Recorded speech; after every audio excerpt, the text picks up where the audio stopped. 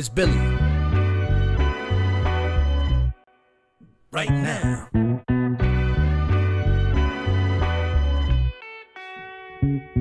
Yo, what if I got attacked by the clones? What if the builder think they found a better stone? What if the beat don't match with the metronome? What if that means you walk your path alone? Call me a vagabond. If all these streets leading to Rome, then wherever I lay is my home. It's Brooklyn, boy strong. I manifest, I'm in the zone. Y'all silly better back up off my throne. Listen, boy nice, better give him his propers. How we come out sane from all the mosh pits. How we found the key to the game without a locksmith. How we seem to manage these lanes is so obnoxious. He let it flow from the brain, trusting the process. A vet journeyman on multiple rosters.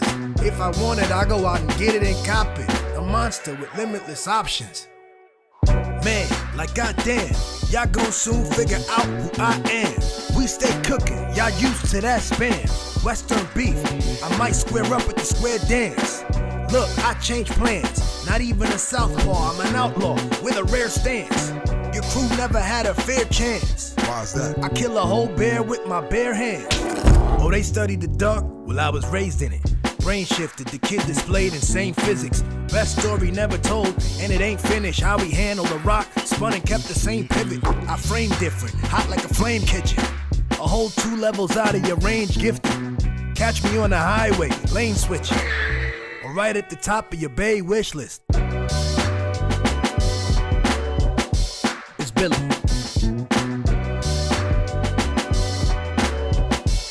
Right now. It's Billy. You. What up, what up, what up, what up? Oh, this sound is getting weird. Hold on. Hello, hello. All right, what's up, yo? This is July 3rd, 2023, and this is another episode of How Billy Sees It. And we're feeling good. It's really warm out there. I hope everybody is in good health and in good energy. We got a great show. I'm very excited. I've been trying to get this person on my show for a minute, and the time all worked out, and here they are. There's an artist and creative, and let me introduce you to Father Venus. What up? What's up? What's up? How you doing? Thank you for having me. Good. I'm excited. Of course. I'm glad you're here, man. Where are you right now? So I'm in Detroit right now, based out of Detroit. It's nice and warm, foggy, and we're getting a little bit of that smoke. But I think it's starting to clear up. What, the Canada smoke? Yeah, we're getting a lot of it. Ridiculous, yo. Yeah. Thick. Yeah, you never think about it until we had to have the windows closed for 3 days pretty much, and it's like it really changes things for you. When you have the windows closed, right? Yeah, like no fresh air, like it's like Exactly. Yeah. Yeah, it was nuts. We had to jog, and going outside was thick, and everything's red, and then I go on TV and I'm watching them tell us, don't worry about it, guys, Yeah. But did you grow up in Detroit? No. So I'm based out in Detroit. My partner and I, we moved out here in, what was that, 2022? Okay. Yeah, 2022. So I'm originally from New York, from Harlem. Me and my partner lived in Brooklyn, though, for 2 years prior to coming out to Detroit. Gotcha. Yeah, we were teachers, and we just had to get up out of there during the pandemic, and it was really, really wild working in schools. So we decided that we were going to pick up everything, basically, and leave and head to Detroit.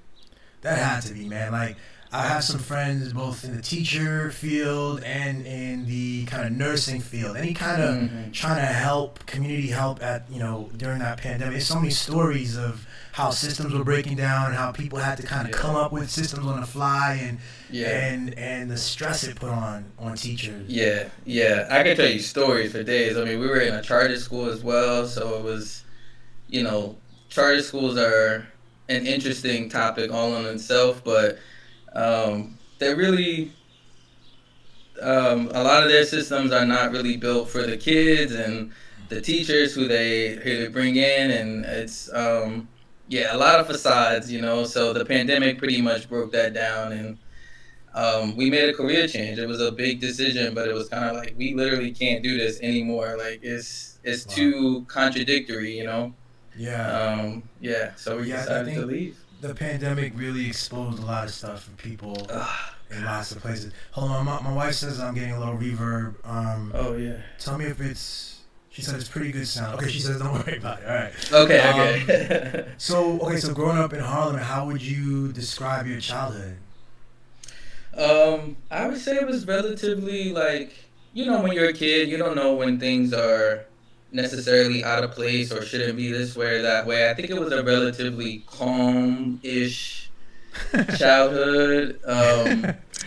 It's kind of hard to explain because I think as an adult, I can look back on it now and be like, oh, okay, there were a lot of things that, were stressful and like, how would you say, my nervous system is still affected from my childhood. Yeah, like most people, but like had a good family, like as far as like really loving, really committed to me, to my growth. People who I felt were really smart and genuine, and I got really lucky, I think, in the family field of like, things are happening around us, but for the most part, my family is like holding it down, being cool, calm people. That's what's up. Yeah. So you would describe yourself as kind of a happy kid for the most part, and Yeah, I mean, I was again, I think all relative. Like I was into a lot of things. I was into a lot of like fiction stories, like myths and things like that. So I was always doing research. Like I was a kid who's literally just like, when the internet hit, it was just, my mom's punishment would be to send me outside. Like I was indoors. Doing research, printing, using all the ink in the paper. That was just like go outside, like do something outside. Literally, you need to go outside and be with kids. And I used to be like, oh my God, this is terrible. But yeah, like just so in that way, like really happy, really excited. I got to explore things. I was seen as a very smart kid, like gifted kid. So a lot of it was geared towards getting me into like academic spaces that were gonna, get me to college essentially. So a lot of my free time was spent doing like after school programs and summer programs and all these types of things. Yeah. That's what's up. One of the things I wanted to talk to you about today, among lots of things, I want to talk about identity. I think it's an interest of mine. I talk about it often, and I'm interested in your insights. So, I wondered, could you speak to your childhood in terms of a gendered experience? Because even, I identify today as a cis man. I use the pronouns he, him. And I remember growing up, in my family we had 3 brothers, me and my 2 younger brothers, and so it was just 3 boys. But whenever I would go to the Caribbean where my family was, and I'd extended family, and I'd go, we had female cousins, and it was definitely a different vibe. We would go camping, we would do stuff, and we would eat dinner, and the girls had to wash the dishes, and the boys would go in the pool, go in the ocean, and go swim in the. So, do you have experiences like that you can recall? Absolutely, yeah. So so I identify as a trans, masculine, non-binary person. My pronouns are they, them. If you gotta use one, he, him, but even she, her at this point, I'm beyond all of it right now. I'm like, whatever, I love that.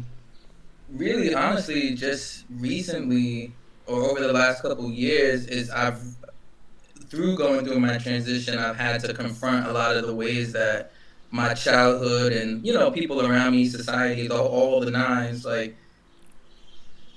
force this identity on me in all of these different ways. So as the oldest perceived girl child, I was, taking care of household things. I had this conversation with my brother literally just the other day. I was just like, because he sees my life and he's like, oh, certain things happen. I wish that I could be in this position. And I'm just like, when I was younger, I was taking care of things that you didn't even have to think about, simply off of that fact that I think you know, I've seen the oldest girl child has to just take care of everything, the babysitting, the taking the kid this there. Right. You know, I was doing grocery shopping, laundry, you know, and I have a lot of like um, empathy and like you know, I really hold my child's self really close to me, like thinking about this little, you know, being trying to like be responsible for all of these things. Nice. And so yeah, I definitely think that's been a big one, that of kind of undoing even now, just, you know, what type of responsibility I'm taking on, you know, in my family, like, you know, and attention, right? And like if you have attention elsewhere, it ain't on you, and you know, and so it's kind of been coming to head, like, oh, you know, it's actually time for me to kind of focus a little bit more on myself, Focus on self. because I'm still shedding that identity, really. I Yeah. know exactly what you mean. Well, I don't know exactly what you mean. I know close to Yeah. what you mean, right? I have a Yeah. similar experience especially as a eldest child. Yeah. You know, so you get that, but then also you said as a perceived, you know, girl, there's this domestication that goes around it as well, I think. So like, when Yeah. did you know for the first time, or start to know that you were queer, let's say? Yeah. Very early, you know. I think that again, I was into like kind of like esoteric type things all the time. So, you know, the idea of a past life was, I don't know when it was introduced to me or how, but I perceived it as a young kid that I must have just been a man in a previous life, and that this is kind of the residual affect of that, right? Mm. So my attraction to women or my attraction to femininity, and I'm like, okay, that I must have been born in the wrong body if I have this attraction. Mm. It's not until much later, like way later, that the I allowed myself to be a part of conversations and things and like discourse that was like, oh, you know, transness exists, right? That your who you like is not the same as how you feel in your body.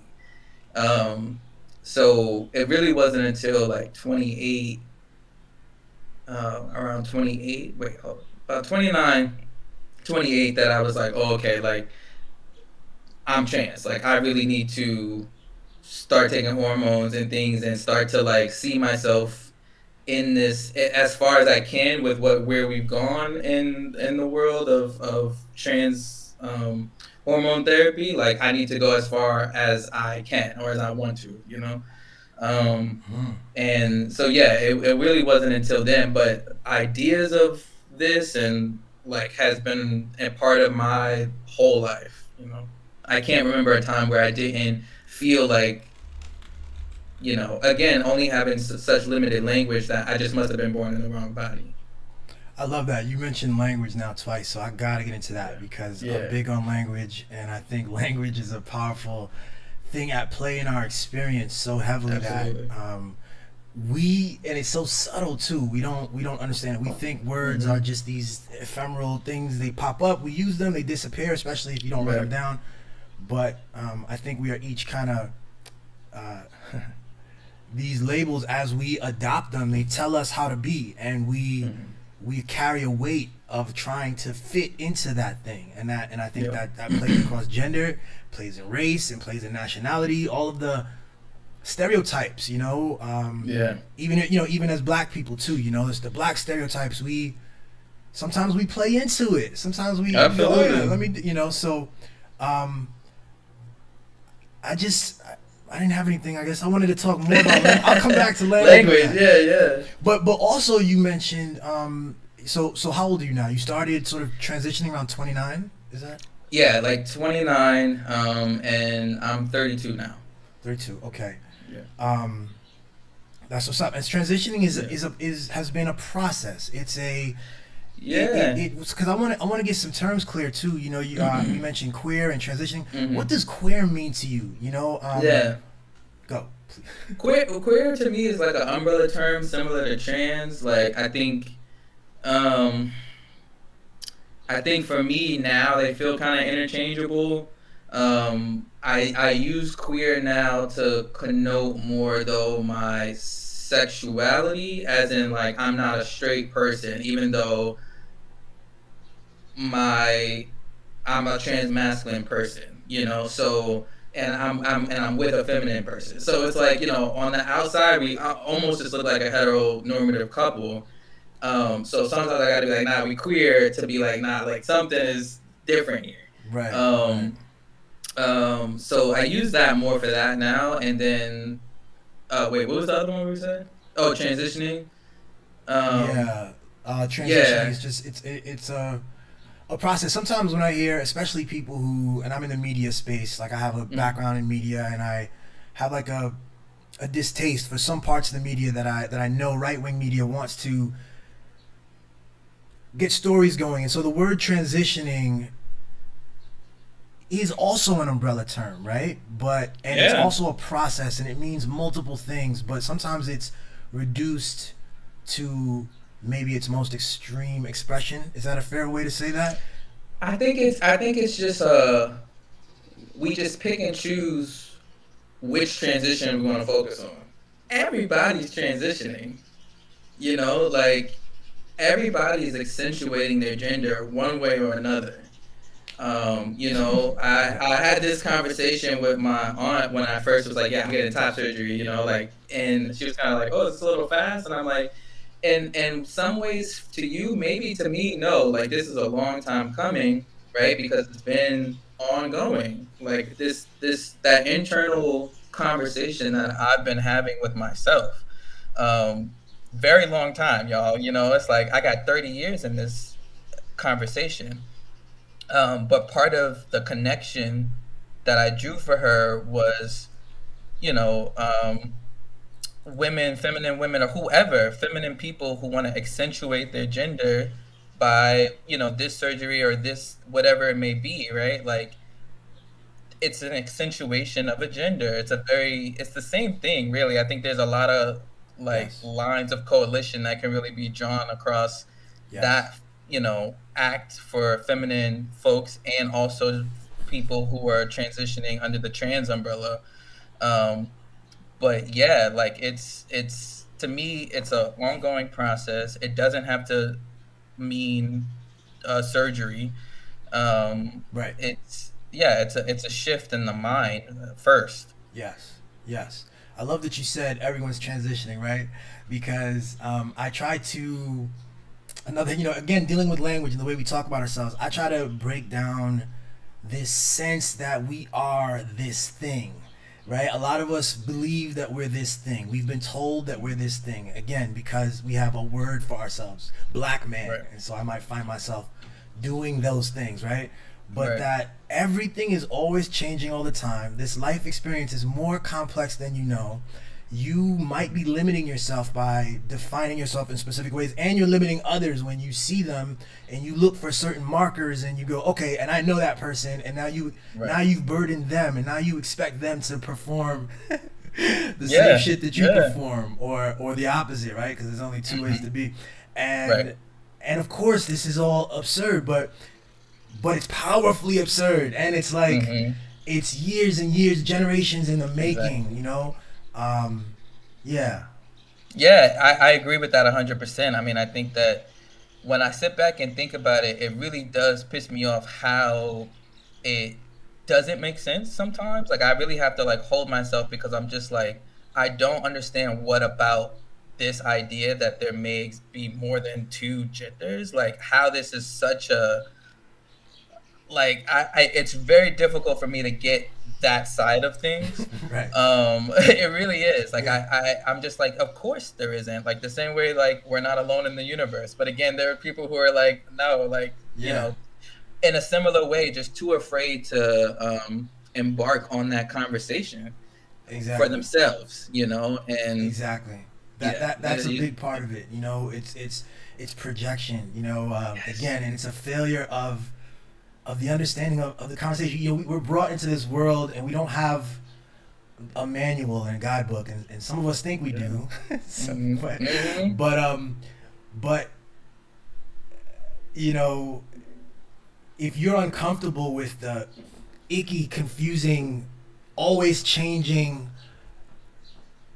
complex truth of the moment, if I sit in a room with another person and having to deal with what is that? What are we doing? Who are we? How are we going to spend our time? You know, what are your interests? Like a deep, you know, engagement with what is, then it just becomes easier to scurry to what I want, what I feel is most comfortable, what I've heard, and more deeply when you said you compare, so you know the transition you've gone to. It's so funny, like, okay, so I come from the media space, so I have a deep critique of the way they talk about this subject in particular. Yeah. So you'll hear that there's an agenda to turn all of our children into trans people, and they'll say that there's an uptick in these surgeries, in top surgeries and such like this. You'll also find, though, that there's an uptick in leg lengthening surgeries for men, and an uptick in calf implants. Right, there's BBL for women and breast implants, leg lengthening. For that surgery, they break your femur, from what I understand, and then implant a thing, and you got to learn to walk again and all that. And the purpose is it's an aesthetic purpose. It's to feel taller. And the funny thing, as a man, most men know that height is a premium. We have this sense that we want to feel more women like a tall 6, you know. That's a gender affirming surgery. They just don't call it that. Yeah, exactly. For sure. Exactly. The language we reserve the language and the critical language for this community. So it's really about anger against the community. If you look at it, if you're honest about it, you can cut right it's the through. People. Yes. Yeah, I think that, and I think that trans people just have always represented just the true essence of humanity, right? And because trans people have always been around, it's not like conversations or like the discourse around this has always been around. Like, who are these people? Why are they here? What are they doing? And in previous times, it was just like, oh, these people are actually awesome. Like, we need them, and they represent this and nature and this or that. That conversation just slowly started changing when it was about putting people in boxes to do things. You needed to put somebody in a box in order for them to do the thing you wanted them to do. Yes. You know, so like so now we represent like cutting down those boxes, right? So if I say, oh, okay, you told me I was a girl, but I don't want to take that narrative. I'm literally choosing a totally different narrative. That's like, oh, like, what else can I do that with? Like, can I do that with this narrative and this narrative and this? And then suddenly I'm not at the job slaving away because you told me this is my path, you know? Right. That's the powerful thing that people seem to miss sometimes. And I'm disappointed sometimes when I'm in rooms of people who I feel should kind of get this and see that, but struggle to. What you just described there is, to me, the craziest and truest thing is that the trans expression, the non-binary expression, and I gotta say, I'm partial to the word non-binary. To me, I want to say this, but like, trans implies, it still sort of to me implies a kick over to another thing. This is just linguistics. It's like, it implies bang bang, while non-binary to me just implies the like, you can't, you know, it's undefined, which I think is closer to what is, you know, but obviously these are words, and but that freedom, the idea that freedom has a right to exist and express, is highly dangerous when they need you to be a worker bee, they need you to be a soldier, they need you to be someone who puts his head down and doesn't ever have a political opinion. You just like scrap for your you know, for yourself. So that's dope. Yeah, because even that, what you mentioned right there, the political opinion, right, is two. In this country, you go to another country, they got hundreds and hundreds of political parties. You know what I mean? Like, these things are of the time, of these arbitrary borderlines. Like, you know, freaking 80 years ago, it used to be women's calves that were the thing that was like, oh, okay, you a hot girl, you got big calves, you know? Like, so it just is like, these things change all the time. And you need that broader perspective. You need to pause and pull out of the ego, pull out of the story, and all these things are attached, of course, to like moral things and religious things, and then when you with history, there's no way you can hold that position, you know. That's what I was gonna say. I think a lot of people just don't know a lot of history or don't want to know, and again, for so many different reasons. But yeah, you end up recreating the wheel over and over again with these conversations because people decide that they don't want to open up a book. Yeah. And one of the things I try to hold to myself now is, I think Toni Morrison said this, but like, the way that racism will kind of get you going in a circle, they get you distracted, they want you explaining your existence over and over Right. again, and they know Yes. damn well why you're here, Yes. So I try not to do that. I apply that same thing to transness, like there are certain conversations I'm willing to have and other ones I'm not. I'm like, I don't have time for this. Like, I'm Exactly. truly elevating, like I'm trying to get to the next level of this, Exactly. whatever that is. I love that. Yes. My wife has some comments. She Okay, let's says, get to it. she says, once we have language for our internal experience and learn to harness that language, our power grows. That's absolutely Absolutely. true. Absolutely true. She says, I consider Billy queer as he has sex with queer people like me. Defined it for you. Yeah, exactly. You know what's funny? So she says that, and I have a couple other one female friend in particular who said to me one day, she said, "Yeah, Billy, I don't see you as masculine," and I was like, "What? What do you mean by that?" Like, I see myself as masculine, and Yeah. so yeah. she said, "No, what I mean is that for her, masculine implies." A bit of like that threat of violence. Masculine implies an ego. It implies like, she says, I listen. Once I was able to get the definition of what she means. So it was an interesting thing to see how there's a word masculine that I'm attached to, that I want Right. to be affiliated with. She separated me from that, but then, and I could have reacted. I did react. I noticed. I felt it once I Right. asked her more about what she meant. I found it was actually a bit of a compliment, and I think it's interesting. Right. So then she's saying you have a queer energy. You're Mhm. like an Yeah. awareness and acceptance. Well, I'd say this, like, one, I think that, again, everybody, I think, particularly black folks, though, we function in queerness, period. Period.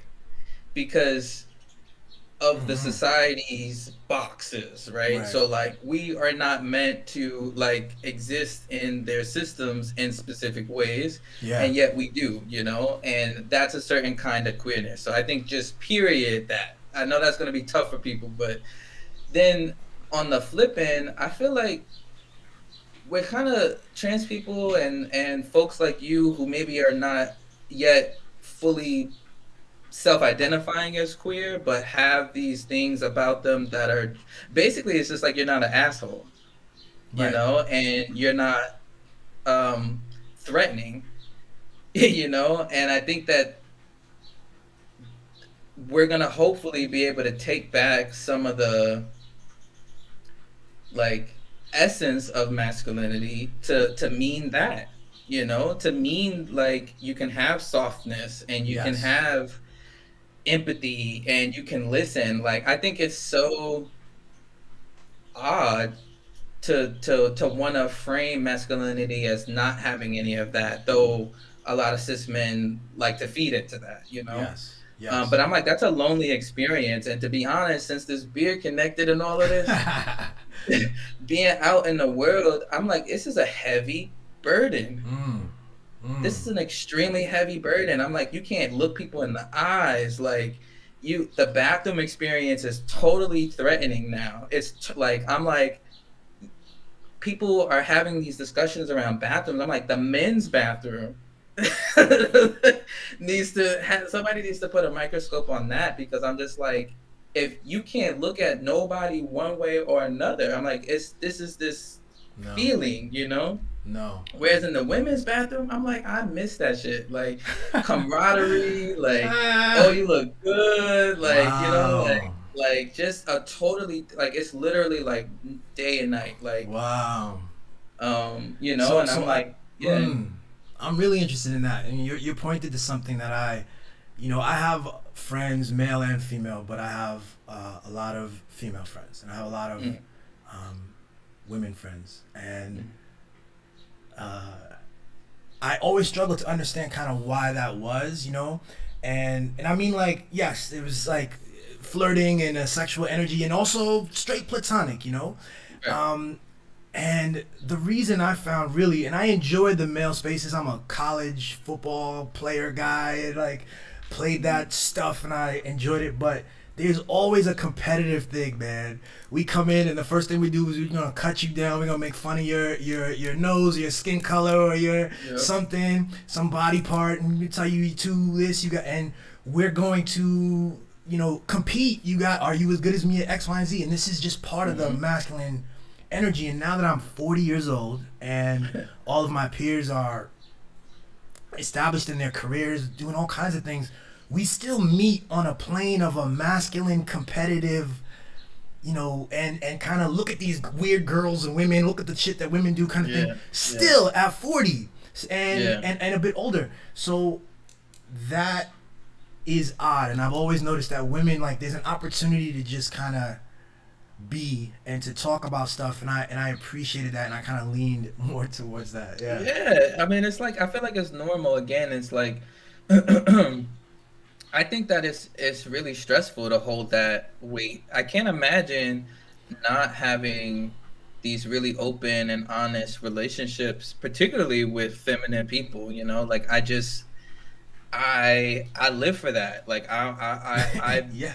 you know, I really don't even have a lot of masculine friends because, like you said, there is this kind of weird energy that sometimes that gets built up. And I noticed this even as, you know, identifying as just like a masculine of center lesbian or woman, you know, like queer person previously, that like you can barely communicate before somebody think you looking at that girl or this. Like, I'm just like, everybody take a chill pill. But we picked that up from this idea of masculinity that's, you know, perpetuated by, you know, a lot of different people.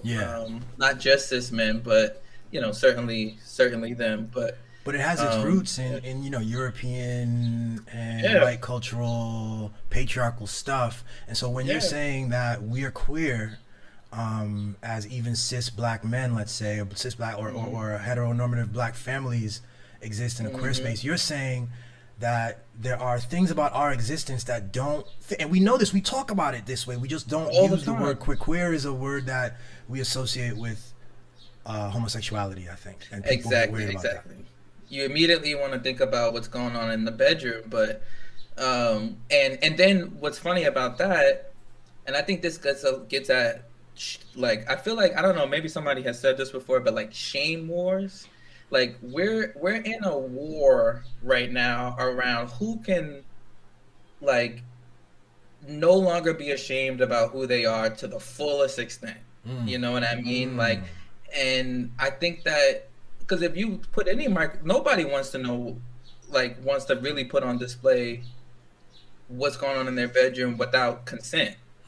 You know, like, and so I'm just like, the fact that the queerness and anything transness automatically goes to like genitalia, goes to, I'm like, that's not us doing that. Yeah, exactly. That's not what it means. Yeah, exactly. You know? Exactly.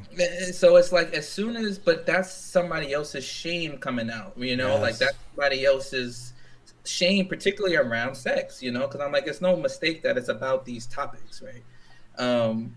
So as soon as we can all kind of, you know, kind of face that shame and get to that and really just be like, and I think that's, transness is one level of that, of like, I'm not ashamed to be this person in this world. You really do like feel an elevation, but it's scary. That's a scary sight to other people, because they got to do the same thing at some point, hopefully. That's an interesting too, man. And I'm into this conversation around, this brings me to like mental health, you know. There's something about self-acceptance, self-love, the ability to look at oneself in the mirror, no matter what your skin color is, your body type, you know, body features, and to know that that you're beautiful and worthy of love, or whatever, handsome and worthy of love, whatever, you know, whatever word makes you feel most comfortable. And again, I think the non-binary expression, are you familiar with like alok? Yeah. So the Alok is a social media personality and a non-binary person and a poet, and the expression of full, like, I don't care, I'm here, this was beautiful to me, Right. is such a powerful one. And I worry that for too many of us, especially, I'm thinking now of black men, too many black men come to the lack of that here in ourselves gets projected out. We say, yo, what are you doing? Without being able to deal fully with our own incompleteness, and our own insecurities and questions. We look at this other person who seems to be doing something illegal against them, something I can't do. What do you think of that? Yeah, or against human nature, right? Which is a lot of what people will say, right? Like it's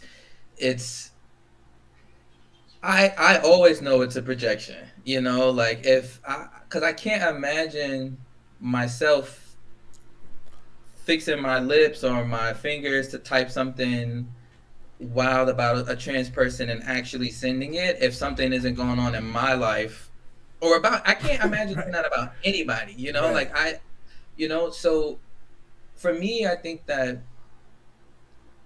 as far as like black cis men and I think also heterosexual men, about like the self-love part is like everything starts with them. Like I don't know. I mean, there's so much, like I said, like I'm getting a little taste of some of the projection of the society on black men.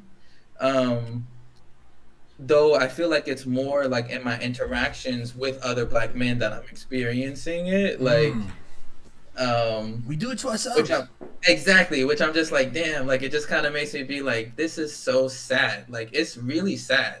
Yeah. We police each other. We police ourselves. I still see Yes. in my circles again.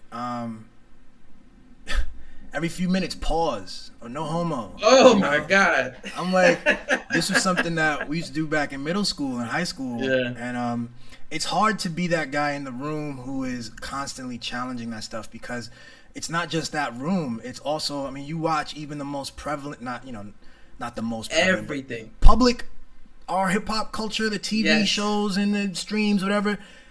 No homo for things that aren't even that. You are adding Conversation. It's absurd. Mid-interview, I'm like, what are you doing for a banana? Like, yeah, I got a song about this. I called it Pause actually for this because it really does bother me. I'm like, if that's not a telltale sign that you are experiencing a lot of repression, I don't know what else is. And I think that's the part that I'm like, folks are not really getting about some of the language, like you were saying, right? language.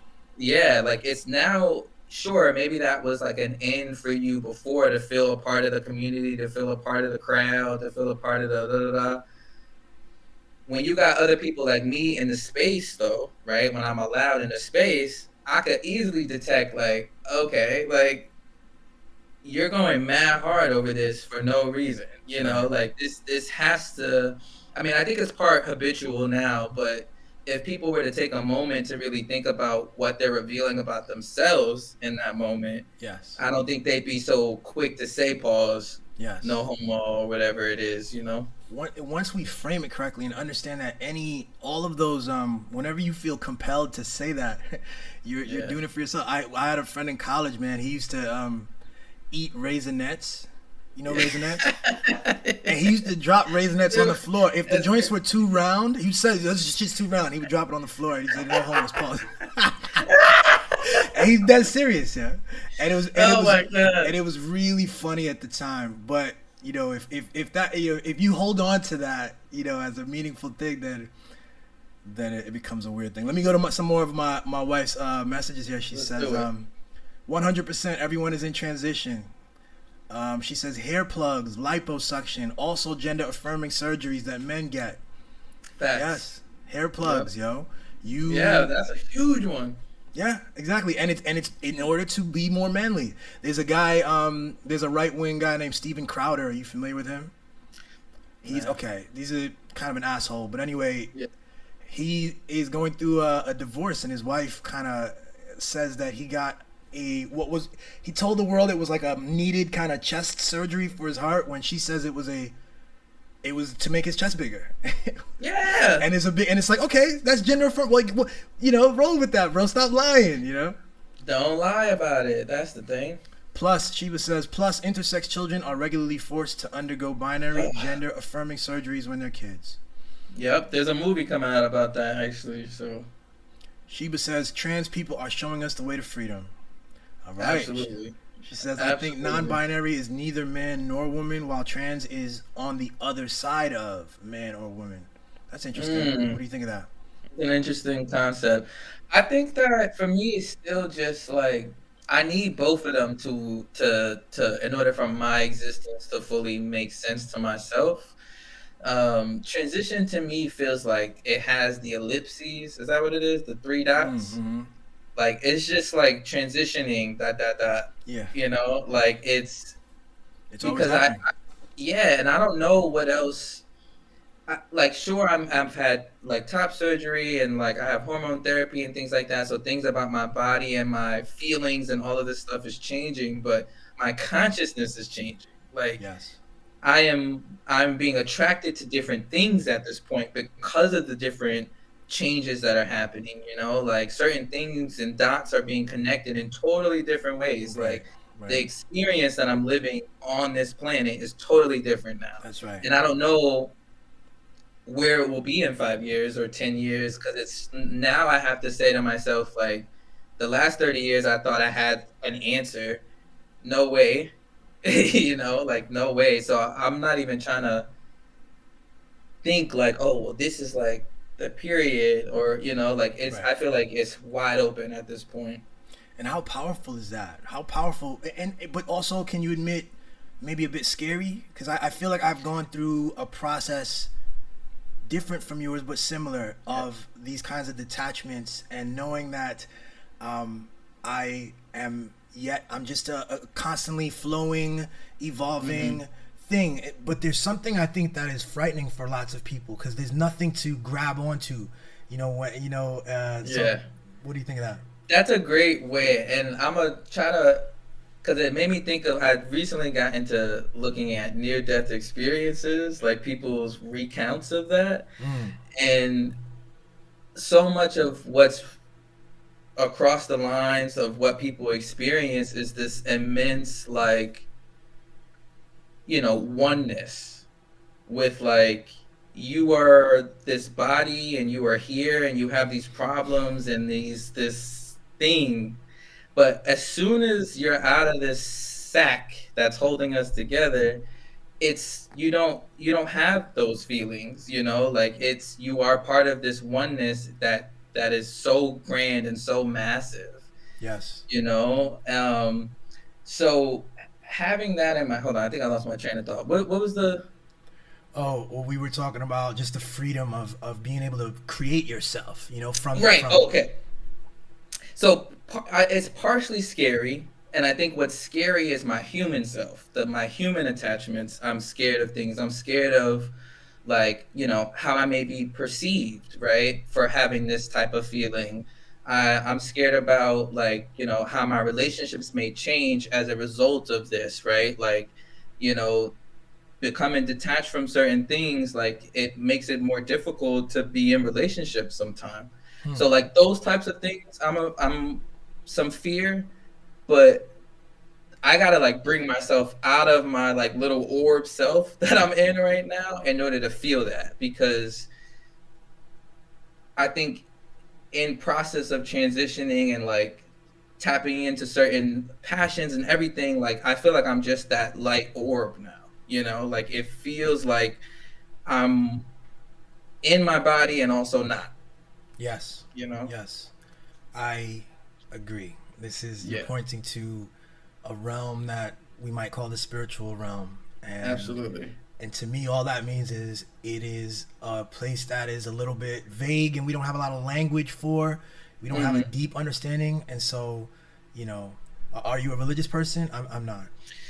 I wouldn't say religious. I'd say definitely spiritual, and I enjoy learning about a lot of religions because they have these tenets that are very clearly, There's value, and you just have to, to me, at the end of the day, the religions often are reflections of those attachments again. Even if they, and obviously they all claim to have some root truth to them, but Right. if you analyze the production, like the actual construction of each of these things, you see historical moves and politics and actions and war and what you're saying is, when you talk about this orb, I think you're pointing to this place of a removal of all of that, all of the words, all of the everything. And it's like a deeply powerful thing to say, all right, and then you get to say, well, who am I? What can I be now? Yeah, and one of the things that was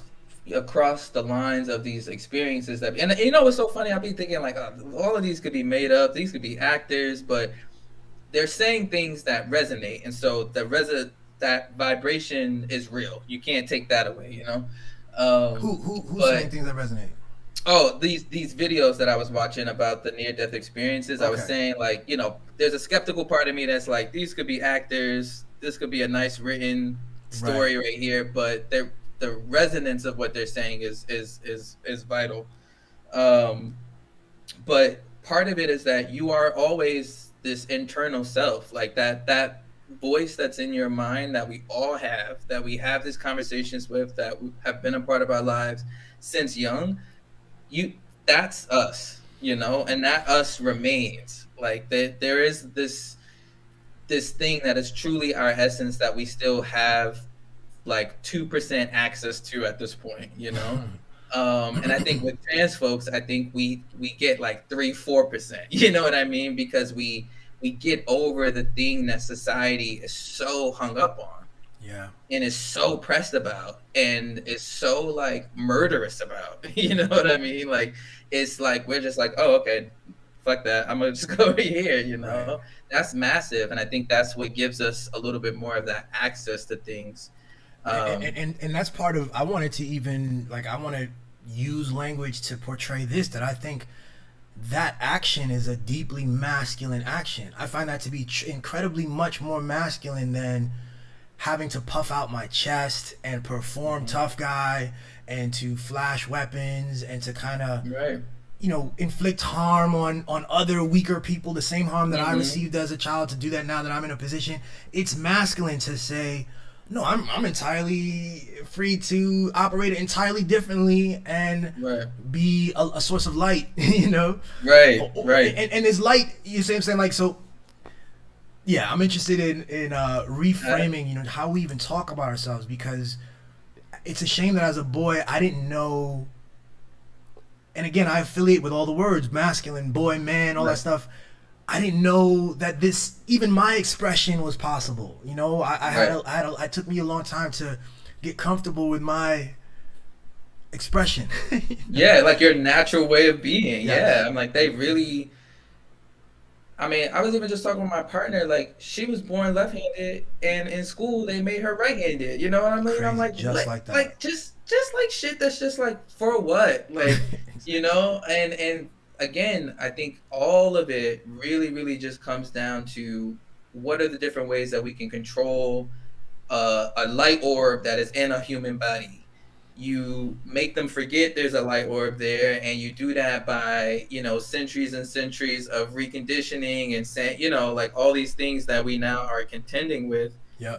And again, like I said, I think that if I'm being real, I think those who exude the most extreme versions of masculinity are struggling the most. And so. Yeah. So let's talk about, on the question of, like, we talked about self-love, and we talked about how that is at the root, because when you say those men, the extreme forms of masculinity, there's a lack of self-awareness and self-love. I have another friend who happens to be trans, and I had this conversation with them where they talked about their transition and their surgeries, and they were actually saying they implied that they had some issues with the trans movement in its current form and the way it's growing and changing, and they believe that in a way they, I'm paraphrasing, but that like the movement and the message was in some way being corrupted or diluted or changed in a way that they didn't like, because their definition of genuine transness is something that includes surgery. That there are people sort of that surgery is a part of transness, or a major part, or a maybe even something close to a requirement. And I remember trying to very carefully navigate how to talk about that, because I kind of disagree as an out-group person, right? But so you're someone, even in your great music, in the music video I was gonna play it at the end of this, if you're cool with that. Yeah, for sure. You display your scars, and so tell me what that means to you, please. Yeah, so I'll say I also disagree with that. I mean, I think again, people are gonna have their opinions about the identity and the umbrella and whatnot. And again, this is where the words, fail us, help us, free us, like you take your choice basically. So, but I disagree with that. I think that it's too, it's just too much to be like, you got to do this. Like, I don't know if it's because I'm an Aries or what. I don't like authority. No way. Like, I don't like nobody. It's very hard to tell me what to do, which is, like, I can't stand when somebody tells me what to do. It's a very difficult thing. So, even if it's good for me in some ways, so to hear that, I'm like, no, I disagree with that in my spirit. But I also, I'm like, believe what you want to believe, But for me, getting the surgery was important because I just didn't want breasts anymore. Like, they were an inconvenience. They were like a non-factor in my experience in my life, and felt like I was just like, I would just be so much happier if they weren't here, and it was as simple as that. I had that realization before I had the full realization that I was trans. Like, there was even still a little like transphobia left over in my body residually, because I was like, oh, I don't want top surgery. Oh, I want top surgery, but I'm not trans, right? And I'm just like, okay, and I'm glad I got over that. But yeah, like, it's, for me, it was just about removing them and like, kind of like sculpting it in a way that I now felt that I was invested in. Prior to that, I had no investment in this whole area of my body, which I think is like a sadder thing than anything else. So yeah, so for me, that's what it was definitely about. And I love them.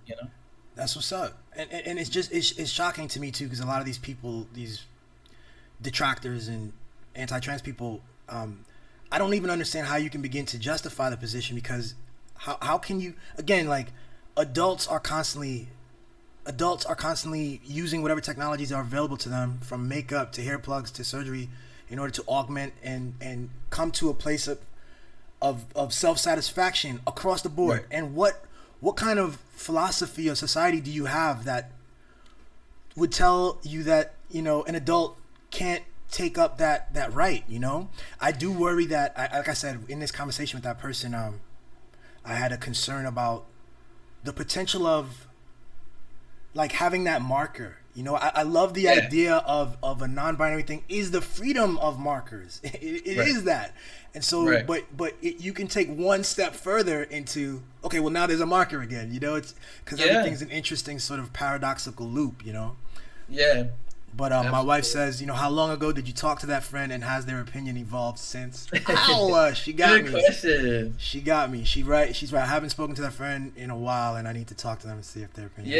Yeah. I would be curious. Yeah, I also think generationally, there are going to be differences, and like, again, I didn't know about non-binary identity until I was in graduate school.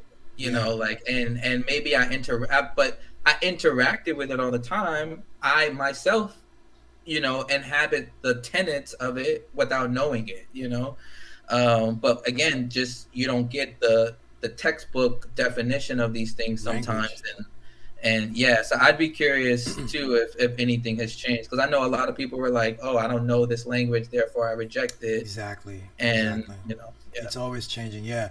Sheba says Billy has a feminine spirit in a masculine vessel, in my opinion.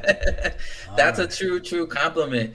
I think that I really honestly, because I say this in the video, it's important, like feminine and masculinity, balancing and having those things rather in harmony.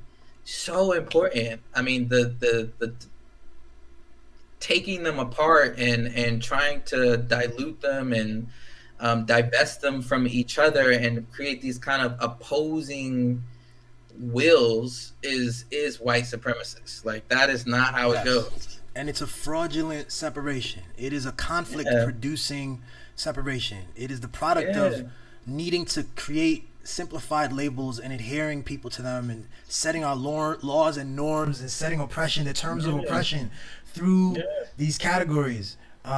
You're not able to do that when everybody's a gelatinous like melange of everything, you know what I mean? Right. And you allow for that creativity, because again, what's liberty and freedom, right? Like, what are you saying? I can't dress how I want as an adult.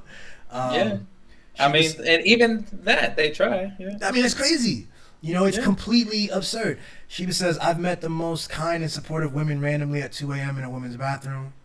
Yep. She says, men treat each other so unlovingly and wonder why they're so unhappy and rigid and guarded. Facts. She says, homophobia stops men from treating each other lovingly. Yep. And it stops men from loving themselves because they are men. Yeah. Even though other men are the object of almost all the true affection. So it's this real complicated. It's very complicated, yes. And, but I think that's... Bros before hoes and all this, exactly. So many things. I'm a huge combat sports fan. So I'm, even watching how they get up close in the face-offs and, I'm like, you guys, this is like, what's up, but even that, it's just so difficult to just be like, come to terms with the aspects that are feminine, that are just a part of human nature, that if we leaned into, I think everybody would be so much happier. Like, you brought up contact sports, so that's interesting. Like, can we talk about this for a bit? Or sports in general? Sure. Obviously, on this very same subject, the matter of sports and the acceptance of queer gender in these sports arenas. Where do you stand on this? Again, I think everybody should be able to do what they want to do. Like, if you are a trans masculine person, or you identify as a trans man and you want to go and play in men's sports, then like, why the fuck not? Like, go right ahead, And the same with trans women. Like, I think that, like, I don't understand what the issue is. I think that some people try to say that somehow there will be an advantage. That's yet to be proven.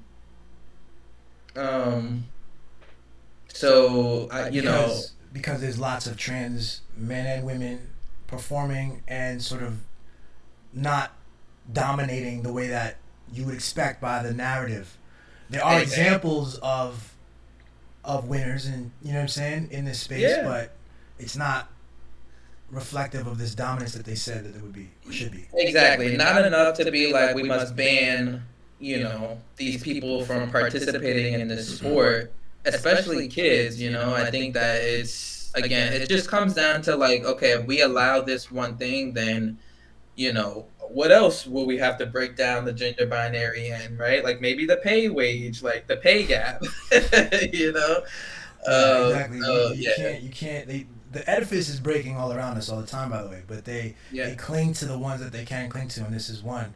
And again, as a media person with my background, I want you to know too that a lot of this discourse is being led by money-grubbing assholes who just want to get clicks and are part of a political Republican apparatus as well. So that's it stops people from seeing what simply is. But you would say even now as a combat sports person, you would say the same is true even in that space. This is I think the risk, of going into a sport and competing, particularly in a combat sport, like I don't think a trans man is gonna go into the combat sports, demand that they be let into a men's, say it's UFC, let into the cage, and not know what the potential outcomes of that could be. But everybody makes that choice, Yeah, you yeah. know.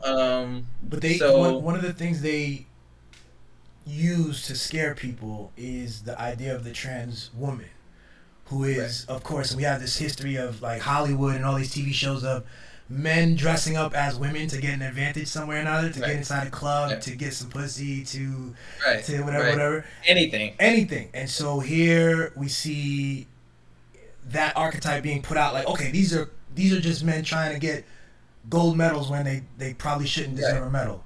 right. I really, I mean, if somebody is doing that, that's a character flaw. Right. I think that is a lot to take on to get a gold medal. But I mean, yeah, I Is don't think that it's enough people doing that or even thinking about doing some shit like that for them to be like, well, let's just ban it all, Like it's it's it's it's me this is a it's yeah, a go ahead. media construction. I mean, Yeah, it's a powerful media construction that because then they get to poke all kinds of other fears. But really, when I think about it in this arena and in other sports arenas, and I've had these conversations with cis men who really feel very strongly that there's something to preserve here about this separation, that women are only capable of so much and men right, are or whatever, and that it's not fair. I find that I want to separate. I want to say like this is a clash. It's a conflict between a deep and complex truth of the human condition versus a an institution. mm-hmm, A sport. The NFL, the NBA has right, rules that they've created. That when baseball was all white, it was the same thing. It right, was invested in the separation of the races. It was invested right, in that, and it had a system that was able to flourish. And so right, this to say, hey man, black people are on this country in this country as well, and they're good at baseball too, and that what that complexity confuses the institution, and so you see all this political backlash, but the truth is still that black people deserve to play baseball, and the truth is still right, that trans men and women deserve to play sports. This is a right. game. This is a game and a money making institution up against humanity. Right. And I don't even think they have to be against. We need to kind of understand what is and like make things work in accordance with what Yeah, is. yeah. I think so. I also think it's like if we take sports like two different routes, right? We got sports that require a body and then sports that don't. Sports that like, and what I mean like don't require a body, I mean like ping pong or like pool, like billiards or something like that. Like those types of things, right? Are sports. There shouldn't even be leagues that are women or men's in those types of sports. Yet they persist, Or like bowling, it's like why? Right, And right, like for what? right. But in sports that require like basketball and like, things like that, we don't even know the extent to which our bodies can change and morph and things because we haven't allowed it to, Nope. and if it And we in those types of penalize young sports, girls. yeah. And there are so many people, or I don't know their name right now, but there's the track star who does have higher levels of testosterone, but naturally. Caster Um, Semenya, I think yes, yes. yes.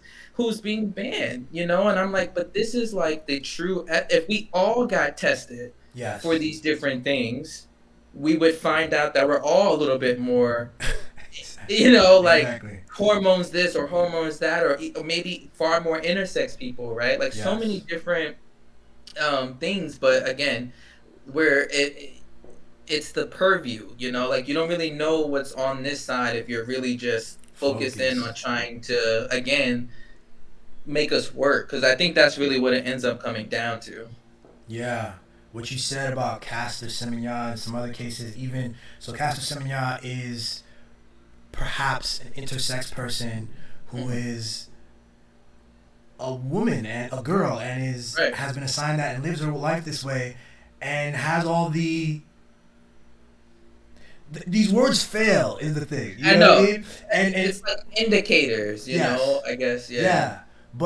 But she meets all the criteria and yet she gets banned. You know, you also have like there's racism involved in there because these markers and these indicators are Eurocentric, and so quite often black women, remember that skate was a black female figure skater, she's doing backflips on the ice. Oh right, yeah. And they penalized her thing, yeah. And they penalized her. She's from France, I believe. So somebody else can do it. So and here's the thing: in men's sports, they never do that, right? When the men arrive at a new peak, a new level, we just marvel at it. Oh my God! Okay, so Shaq is now available. You know, LeBron exists. We go, oh, that's possible. When women go, we go. Yeah. When women do it, we say something's wrong with her. You know, we penalize them.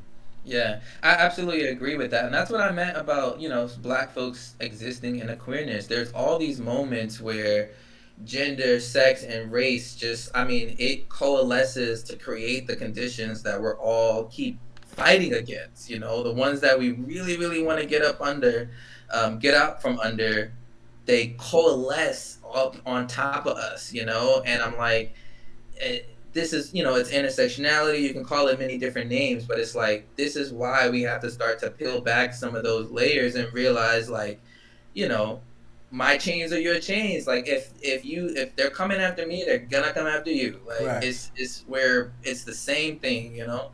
Correct. So yeah. Well, that's what's up, yo. Tell me, I had you for an hour, and this has been an awesome discussion. Tell me about your name, yo. Tell me about Father Venus. Yeah. So let's see. Father Venus came about actually right after we moved to Detroit, and I think, you know, so one of the reasons why we left New York too was that I had my top surgery. I wheeled my top surgery in 2021 before my 30th birthday, and I tried to take work off from the school I was working at. I had PTO available, and they denied me my PTO the day after my surgery. So they wanted me to come in the day after, right? So like totally illegal, totally like, you know, transphobic and all types of things, right? So that really like generated this like, oh, I really gotta get out of here. Like we really gotta go. And you know, so that's kind of like the essence and the energy of moving to Detroit. It was like an escape route, you know, and it's no mistake that Detroit is actually the last stop on the Underground Railroad too, you know. And so like north, you know, like right across from Canada. And so getting here, it was like a breath of fresh air. It was like, okay, like I can breathe finally again and think about what do I want to do in my life now. And so Father Venus really came out of that. Like, Father, I feel like I've always had this essence to me, again, this masculinity, but also I think it's matched by a certain type of like, I guess what I would consider to be a father of like a warm protection, you know, a sternness, a seriousness, but like also able to be really funny and cool and calm, you know. So and the idea of teaching also. I think that I know all the time, not all the time, but I feel that I can deliver certain messages, you know, like very simply, and it's not with the intention of always teaching, but it comes across, you know. And I think so that's where the father part came from. And then Venus is so I'm Venus ruled. My birth chart in astrology is like the ruler of my chart is Venus, the planet Venus, and I love that. Like it's the planet of love, it's femininity, softness, pinkness, you know.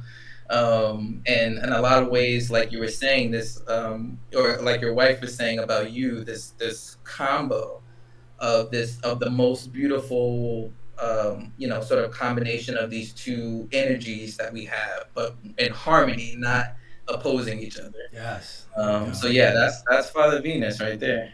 That's what's up. I love Yeah. that, man. I really appreciate this conversation. I appreciate it. I guess I just want, my wife says one more thing here. She says, she says they penalize Simone Biles too. They want us to believe women are slow and weak, or they're too fast or strong. They must be cheating. If you have anything you want to say, anything you want to plug, or any new projects you're working on, and then before I let you know, bro. Yeah, I mean, I'm working on a lot more new music, so I'm trying to just get that squared away. So definitely just keep on the lookout for that. I really, following along with me on Instagram, Father_Venus. Posting there, here and there, trying to let people in on the process a little bit. But I'm definitely taking on this endeavor of becoming Father Venus in a more serious way in the next few months. So, I feel real excited about that. I feel like the pen is getting sharper. So I'm really enjoying the process a lot, and I'm really excited about the stuff that's coming out soon. Good. I love it. Well, keep doing it. I appreciate your voice. I appreciate your music and your art, and I'm glad we could do this. And I'm gonna leave people out with kitchen sink rap, yo. Yes, yeah, I appreciate it, Billy. This was awesome. I really appreciate it. This was super fun. We gotta do it again. Yeah, all right. We will. Take care. Thank you, bro. All right, peace out. All right, peace.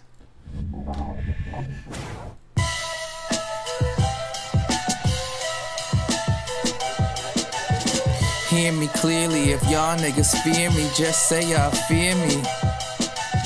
Every word is bond, see the universe be listening. That's why I smile so hard and my girlfriends be glistening. Masculine and feminine, I'm balancing the mix. Moving energy like weight, I'm trying to make a flip. Daddy was a rolling stone, I'm trying to flip the script. Aiming shots at the demons, got my angels in the clip. Let them fall like the season, I'm just trying to take a trip. Out to London on the tube, squeeze a lemon on the fish. Get the chips, get the bag. All you ho-tep niggas, march to the trash. Preaching gold chains, false claims, y'all in mass. I'm tryna free you niggas. More like Haiti, less like Brady. Metatron Dawn is fuck you pay me. High power dope like I was born in the 80s. 9-1 baby, day one wavy. Imagine me letting lost souls really faze me. When I get to flexing, my aura be perplexing. Talk to him, son. I swear I be resting. And we in agreement, ain't no time for the stressing. Abundance is my sign, even in the Great Depression. I pray the Lord she got me while I'm headed this direction. The dead is all around me, keep them angels for protection. Tally up my blessings, we'll be here to resurrection.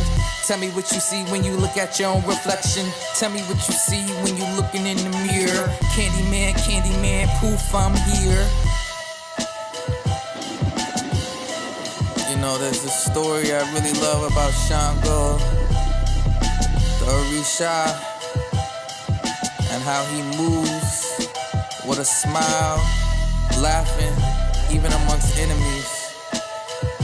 When you're in a crowd, you always gotta know who. Always aware, but smiling, laughing. That's the energy. So I'm building up a fortress, garden with the orchids, green like a florist, flying high, solar god, falcon eye like Horus. Ride till I die, then come back and do it over. Flying high, solar god, falcon eye like Horus.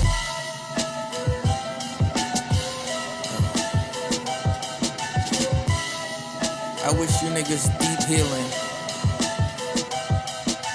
I know it makes y'all sick though. But my swag was so thick, she met me in the stars. She want it all, like she in withdrawal. She a fiend, she want to hit, I let her taste the pause. It's obscene the way she cream, I had her busting off. Raid the tomb for the jewels like I'm Lara Croft. My God, man. All of these witches is gorgeous. Asked her what a sign, she said she was a Taurus. See through your soul, she's so immortal. Most of you niggas is so damn fraudulent. Yikes. Wow. I cannot help that she want me, you fuckboy. Keep that shit moving, don't step on my toe boy. I be with witches on islands like St. Croix. Took my bitch out to the shore just to restore. Pirate that booty at sea, I'm like ahoy.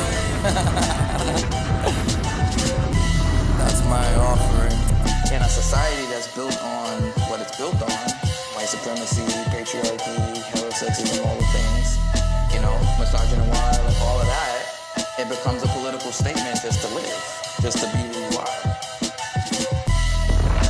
I think everybody would feel a lot freer if you weren't in the box that you are.